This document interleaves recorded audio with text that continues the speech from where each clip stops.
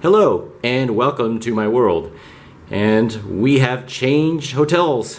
So goodbye to the Berkesy Residence Hotel for a few days here, and we have now checked into our room at the UR Cove Hotel, and this hotel is owned by Hyatt. So all your Hyatt rewards points will apply to this hotel. So this is room one. I forgot my hotel room. Hang on, give me a minute since we just moved in. It is 7010. So room 7010, and this is the double twin bed room. So I'll just give you a quick room tour here. Right by the front door, there's this closet area where you can sit down. There's a little bench, a nice bench seat here where you can change your shoes. And here is the walk-in shower. Very large shower here. This is one thing about a lot of Asian hotels that I've been to. The nicer ones have these big, huge, they're not shower stalls, they're more like shower rooms. They're so big. So nice full-length mirror here. Here is the bathroom, separate from the rest of the room. And also, if you are familiar with Japanese toilets, this is one of them. Right here, with all of the controls right here on the wall. With the bidet, or as I call it, the booty washer. Got one of those in there too. Here is the sink area. This really cool mirror. And the mirror actually has this cool light on it. Right there, you can turn it off by pushing that. And it's also heated, so it doesn't get all fogged up when you take a shower. So it's pretty cool. Although the shower's over there, you know, it's pretty far away from the mirror. I can't believe the mirror gets fogged up being here, but maybe it does. Who knows? And one thing about this hotel, as I mentioned in my other one, this hotel is a little bit different compared to a lot of Asian hotels. It actually has washcloths, face cloths, so very nice. As I mentioned in my other video, washcloths are kind of rare in some Asian countries, including China. So here's the bedroom area. Got some bottles of water here, coffee maker, tea, all that stuff is here. Behind here, there is the mini fridge. Not as big as at the Berkesy Residence Hotel, but it'll get the job done for us. And oh, behind here, if I forget, if you open this thing, there's an in-room safe right there. Here are the double twin beds. Very nice. And oh, while on the subject of beds, one thing about all the Asian countries I've been to, and as of this filming, I've been to now 3 Asian countries: Taiwan, Japan, and China. All 3 of them, the beds in the hotels are extremely firm. So evidently the people in Asian countries prefer their beds to be firm, and this one is actually pretty soft, but by American standards, this would be considered a firm mattress. So just to let you know, the beds at the Berkesy Residence Hotel were extremely hard, to the point where I'm a side sleeper, so my shoulders were really sore when I woke up in the morning. So, and that's common whenever I come to any Asian country. So just be aware that the folks over here, they like their beds super duper firm. There's a cool little screen here, and that's how you can contact the desk downstairs. And here's our TV. I don't know what's on TV, I haven't been watching.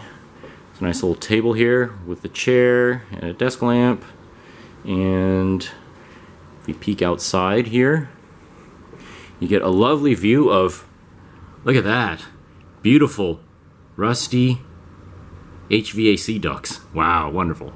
But if you look up, there's a little bit of Puxi you can see right there. So yeah, we're still in Puxi. We're in a different part of Puxi where we were before, but we're just going to spend a few days over here exploring, and then we're going to be going back to the Berkesy Residence Hotel too. So the one thing about this place is it does not have a lot of plug outlets. It does have USB ports, USB outlets, but does not have a lot of plug outlets compared to the Berkesy Residence Hotel. That one had a lot of plug outlets. So anyway, so this is our hotel room for the next few days. About 4 or 5 days. We're going to be in this area.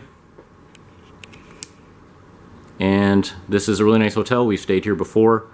And one of the cool things about this hotel is that the deliveries, if you have any food ordered, the deliveries are made to your door by a rolling robot. It's pretty neat. So I'm sure I'll have some videos of that robot later on. So stay tuned for that. One of the cool things about this UR Cove Hotel is that all deliveries are made by these automatic robots. So they're really cool. The robots are downstairs, and if you have food delivered, the folks at the front desk stick it in the compartment in here, and this robot will go into the elevator and automatically bring it to your room. It's really cool. So the way you open it is you push the screen right here, and there's your stuff. And you just simply take it out and push this again to close it.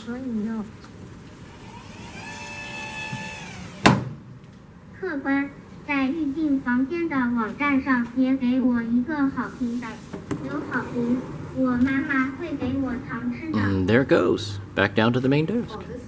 Really cool. So many times when you take the elevators in this hotel, you'll have these robots riding in the elevator with you. So cool. Why don't we have this stuff back home, right? This is the exercise room at the UR Cove Hotel.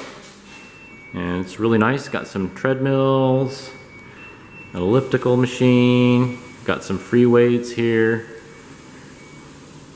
a weight station here, a crunch machine. So it's pretty nice. We will be using this definitely throughout our stay here. Work off some of those Jing'an and xiaolongbao that we've been chowing down on. Here at the UR Cove, also next to the exercise room, fitness room, is the washing machines and the dryers. These are made by LG. They're actually really good. And they have all the detergent you need. Also, one thing about this hotel too, plenty of water. So getting good drinking water here in China is a must-do thing. So it's kind of hard to get a lot of drinking water, but here they have plenty of bottles of water. You can grab it at any time. Also, plenty of dirty and clean clothes baskets. And you can also iron your clothes here too. Here's the main lobby of the UR Cove. And we're just kind of headed out.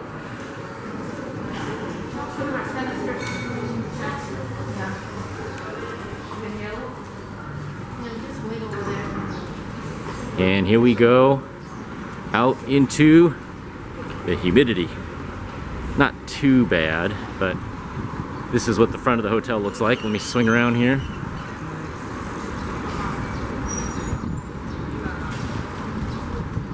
So, very nice hotel. And yes, look at that across the way. Is that one an official Yamasaki? I don't know, but man, pretty cool looking.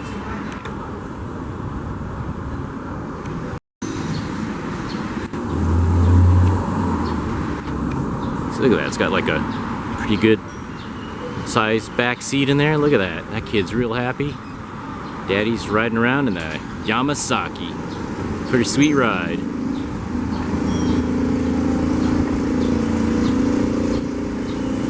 Man, that kid's lucky. I want to ride in one of those. Even the dogs like to ride in the Yamasakis. Look at that. Isn't that cool? See? Man, everybody gets to ride in a Yamasaki except me. Okay, we're now in a shopping area, but it looks to me like these were converted from old Shanghainese or old Shanghai row houses, they call these. They look just like this, and a lot of these have been demolished through the years. But they have preserved some of them. Looks like maybe in this area. They've converted them to shops. But we're here to just bum around. So come along with me. Hopefully nobody bumps into me as we just bum around a bit here. And we're gonna eat dinner at a xiaolongbao place down here, some famous one. later for dinner. But I just love the architecture. Check it out. This is part of Shanghai that you don't see too much anymore. Because not a lot of it's been preserved. They just come through and they just demolish everything. But here, it looks like they preserved it and looks like they've converted it into shopping area, a shopping district. So it's really cool.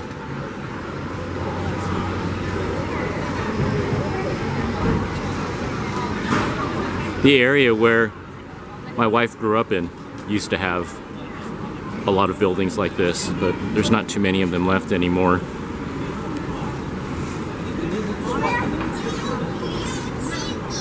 Okay, we're gonna go through a photo shoot here. I'm gonna go around the other way. I'll be polite and I'll go around. For the record, and you'll see this at Shanghai Disneyland too, the new generation has started to get into social media. And they don't have, oh, there goes a Ferrari. There we go, do a little bit of car spotting there. Ferrari goes by. But the younger generation, as you saw in that photo there, they're really hooked onto their version of Instagram. So they get all dolled up and they get up in this fancy clothes and stuff like that.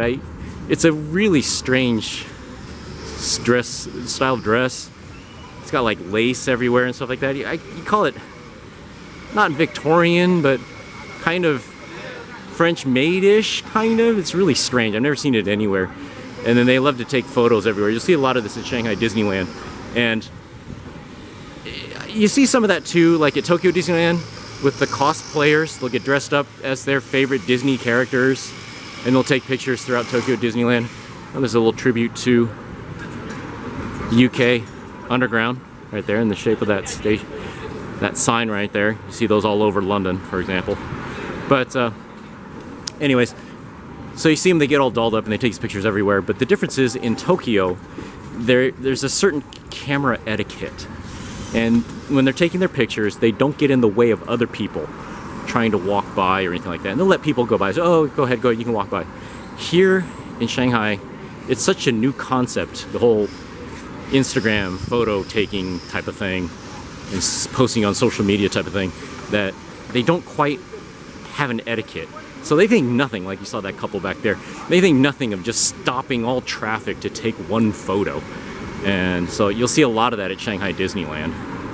And it's kind of strange. It's something that just did not exist like 8 or 10 years ago at all. And my wife, like I said, she hasn't lived in this city for so long now that it's completely foreign to her, this whole concept, what they do. And so I saw some of them doing the same thing in Paris. When I went to Paris a couple of years ago, and I went to Disneyland Paris, and there were some folks, some tourists from China, maybe Shanghai, I'm not sure, but they were doing the same thing, where they were just stopping all pedestrians so they could take 1 or 2 photos. And all the Europeans, it's kind of funny, the Europeans were looking around saying, what's going on? Why are these people not walking? Why are they not moving?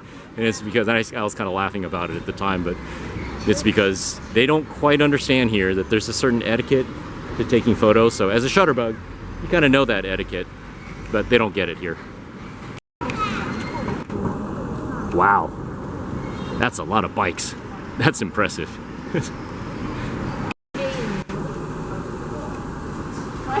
It's Friday in Love. Not Monday, Tuesday, Wednesday, Thursday, or Saturday or Sunday, but only Fridays. So just walking along in this shopping area here. Just going for a walk. Man on the street, that's what I typically do.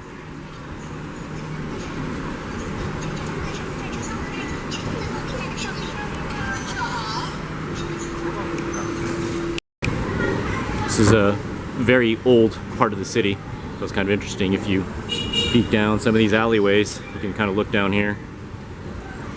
Look at all the scooters. That was my wife there, by the way, so she gave a great commentary because she knows this better than I do. So that's the old style houses, she said. And I think this is a school. I think it's, yeah, a school just let out. So there's a lot of little kids over here coming home from school. I guess their summer vacation hasn't started yet. So you see these kids with the red scarves on, That's part of their school uniform. So all the parents are here picking up the kids. Not any different from schools back home, except people aren't driving. But school's out. They get out late too, I might add. It's 4:20 p.m. as I film this. And they're getting out of school just now, so they get out late. So here we go. See all the parents waiting here, picking up the kids. All the kids are so happy.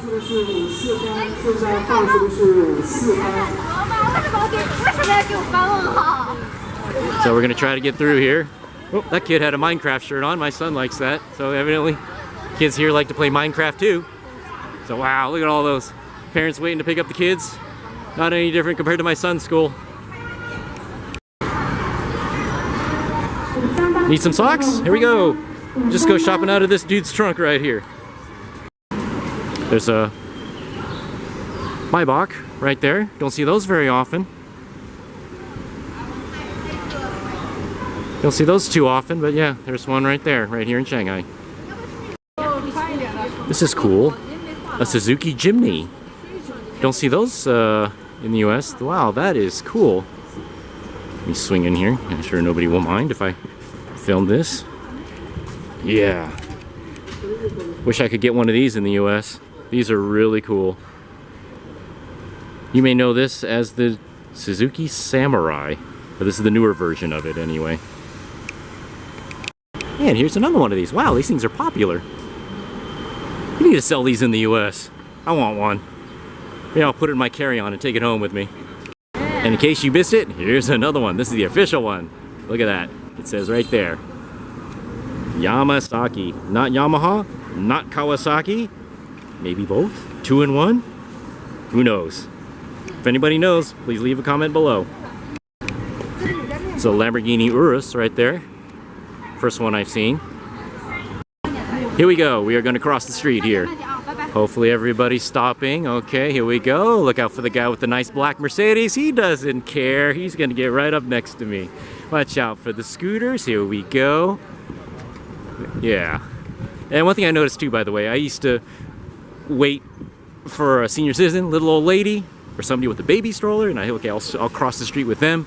You figure, hey, they're not going to hit the little old lady, or they're not going to run over the lady pushing the baby stroller. Nah, they don't care. Senior citizens, people with baby strollers, they don't care. They get real close to them, and man, I've seen some pretty close accidents here, but they don't seem to care. Okay, just to clarify on something I said earlier when I was walking down the other side of this street here, my wife just informed me these are not traditional old Shanghainese row houses. These are newer buildings designed to look like old Shanghainese row houses, for the record. So, and one of the ways you can tell is somehow I don't think old Chinese row houses sold Birkenstock sandals out of them. Just a wild guess. My wife just informed me that this area is called, right there on the wall says Zhang Yuan. And Zhang Yuan, I hope I'm pronouncing that right. But anyway, my pronunciation's terrible, so feel free to ridicule me all you want in the comments below. But that's the name of this area. So I'm just gonna show it some of this old style architecture, what it looks like. But as my wife told me, this is new. This is not old stuff, but it's made to just look old.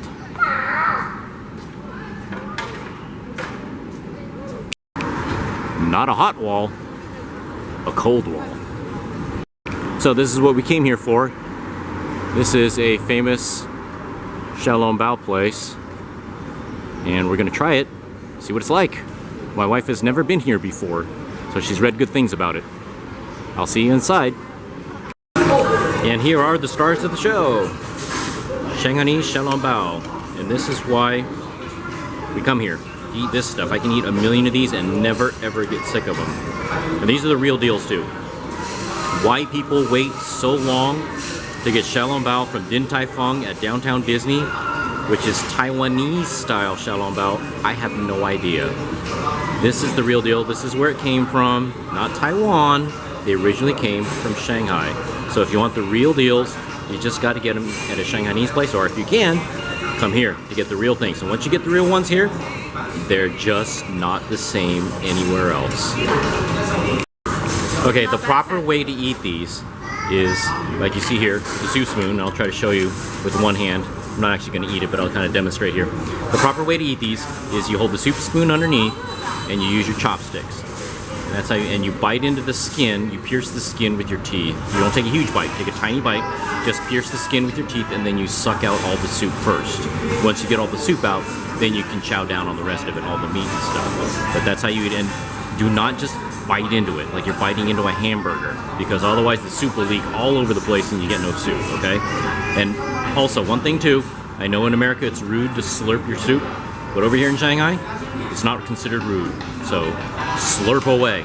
So that's kind of funny. You see sometimes you see these proper looking people and stuff like that, and they're all fancily dressed and stuff like that, and they eat these things and they're slurping away. So feel free to join in on the slurpage and start slurping too. But do not do the American thing. Please do not eat these with a fork. Okay? Think of these like sushi. They're designed to be eaten exactly as you see here with chopsticks, okay? Do not use a fork. And here's a special kind of xiaolongbao that you cannot get anywhere else. This has crab meat inside of it. Shanghainese crab meat inside, so you can't get these anywhere else but here. Okay, we're just on our way to find the subway station. So here we go, just wandering around. As always in Shanghai, there's no lack of food here.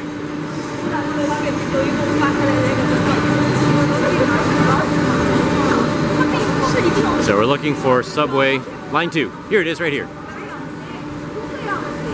Right here. Here we go.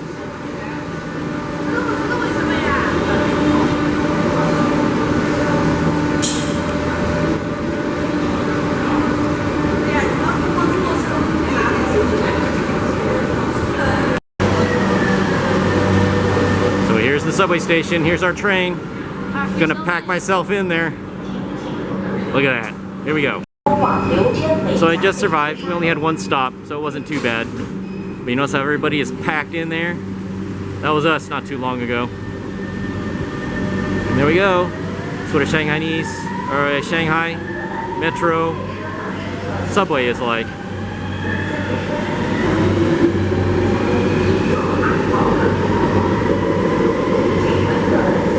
Probably one of the easiest ways to get around the city. Not very expensive, very clean, very safe, and wonderfully air conditioned. Okay, just like in Tokyo, you stand to the right on the escalators and let the people walk by on the left. And the cool thing about our hotel is right as we get out of the station, right here, our hotel is right there, right across the street. Right there. So that's the great thing about this hotel, is that it's right across the street from the station right here. So here we go, another crazy street crossing madness. So here we go. Look, everybody's ready. It's a little after 6 o'clock, so I don't know if it's still rush hour, but okay. See all the scooter madness here? Look at all the scooter folks getting ready. Well, there's a guy here on my right. He's getting ready to go.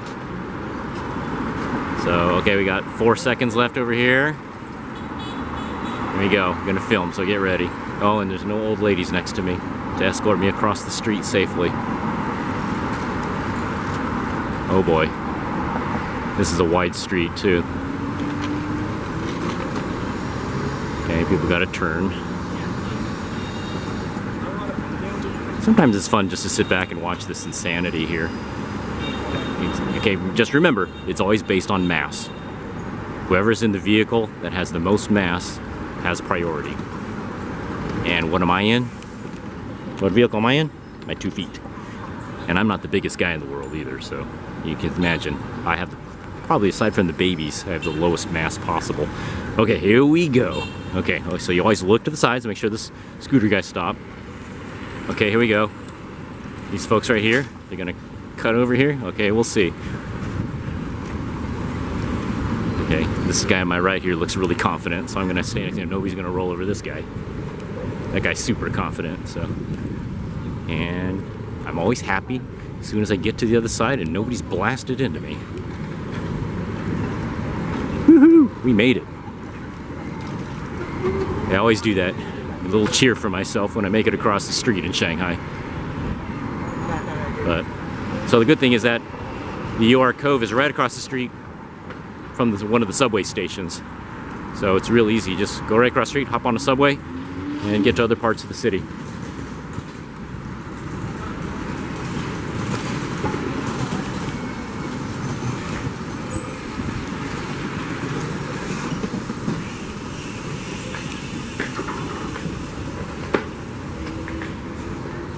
Oh man, give me some AC, please. It wasn't even that hot today, but still, if you're from California, whew, it was brutal. Bad enough. And here we are, back in the UR Cove. Back where we started. One of the things I should mention about traveling through China is that their AC voltage that comes through the plug outlets in the walls are 220 volts AC. And as I mentioned before, I do use a combination power converter and plug adapter that you see right here, made by Conair. It's part of their Travel Smart line. They don't make this one anymore, but they have a new one that has USB outlets on the outside. But this one I've had for well over 10 years now, and it works just fine for me. But one thing I'd like to mention is that in every hotel that I've stayed at here in Shanghai, they have plugs outlets that look like this, and those can accommodate for US style plugs like that, and they also can accommodate European plugs like that. Trying hard to do this with just one hand, but there we go. So either one of those can plug into the outlet there without any problems. Now, one thing about these huge plug adapters and plug power converters is that they are very large and kind of heavy and kind of bulky. So they're hard to plug into. Hang on. There you go. They're kind of hard to plug into in tight locations. So when that is the case, and I can't fit this big huge thing, what I do is I simply use one of these. Good old 6-foot electrical cord, extension cord. I always travel with one of these things. Easily fits in my suitcase. It's lightweight. It won't be damaged or anything like that. And I just simply plug this into the wall outlet, and then I had to put my, there we go. And then I just simply plug the huge converter adapter thing into the extension cord like this, and then I can put this huge blob anywhere I want to. So, and also, if necessary, I can also increase the amount of plug outlets. So this has 3 outlets on it, so that instantly increases the number of outlets that I have available to plug stuff into. Now, if I'm using 120 volt something, I can always plug this extension cord into the plug adapter and the power converter. Now, one thing also I should mention, all of the plug outlets in hotels here in Shanghai are not polarized. So in the US, we love to have these crazy polarized plugs where one of the prongs on the male end of the cord is taller than the other one. So what I do is I take a rotary tool or a simple file, and I file down the thick plug, the tall one, so that way the plug becomes non-polarized. So this is a non-polarized outlet right here, and I have no problems plugging it in either way into the wall outlet. Okay, so I would suggest doing that with all of your plug outlets before you come here to China. Or all of your not plug outlets, do that to all of your male plugs before you come to China. Now, my power converter plug adapter, that is a non-polarized plug, so this thing is good to go without any issues. But I had mentioned this before, that my travel hair dryer, which is this little Connor one, which I like because it can be folded like that. Takes up less space in the suitcase. But this one, the plug is, or was, polarized. So, which makes no sense if you're going to be using this in China. So what I did is, once again, I took a rotary tool, and I just, or a file, I don't remember what I used at the time, and I just simply filed down the plug, the prong on the plug, so that way it fits in with no problem whatsoever. Can go that way, or can also go in that way, just like that. So just something to keep in mind, that plug outlets in China, at least the ones, all the ones I've come across, are non-polarized. So something to keep in mind. So that was our first day staying here at the UR Cove Hotel in Puxi. And here's the view of the nighttime skyline outside our hotel room window. And tomorrow, I believe we're going to one of my favorite places in all of Shanghai, and that is the Bund. And I can't wait to go there. I love going there every single time, and I'll be happy to take you with me on the adventure. So we got a long ways to go on this trip, so the adventure is far from over. So I'll catch you in the next video.